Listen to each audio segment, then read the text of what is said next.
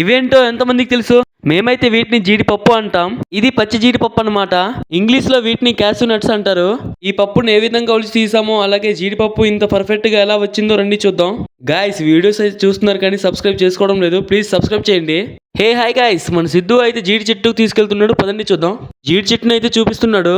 చెట్టుపై జీడి పిక్కలు గుత్తులు గుత్తులుగా కాస్తాయి. వీటినే పచ్చి జీడి పిందెలు అంటాము. చూడ్డానికి చిన్నగా ఉన్నాయి. ఈయననే ముదురు జీడి పిక్క అంటాము.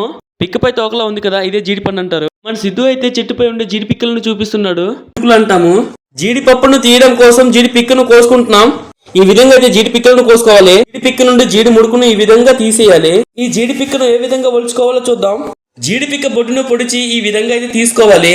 ఈ విధంగా తీస్తే జీడిపప్పు ముక్కలు కాకుండా పర్ఫెక్ట్ గా వస్తుంది. చూసారా, మాకైతే ఎంత పర్ఫెక్ట్ గా జీడిపప్పు వచ్చిందో. జీడిపప్పును తీసుకున్న తర్వాత జీడిపప్పు పై ఉండే తొక్కును తీసుకోవాలి. మీరైతే వీడియోలో కనిపిస్తున్న విధంగా తొక్కును తీసుకోండి. ఫైనల్లీ మనకైతే పచ్చి జీడిపప్పు రెడీ అయిపోయింది. దీనిని ఇంగ్లీష్ లో కాజు నట్స్ అంటారు. జీడిపప్పులో E, K, B6 విటమిన్స్ ఉంటాయి. జీడిపప్పును తినడం వల్ల రక్త ప్రసరణ సక్రమంగా జరుగుతుంది. ఈ పప్పును తిని మన శివ అదిరిపోయిందని చెప్పాడు.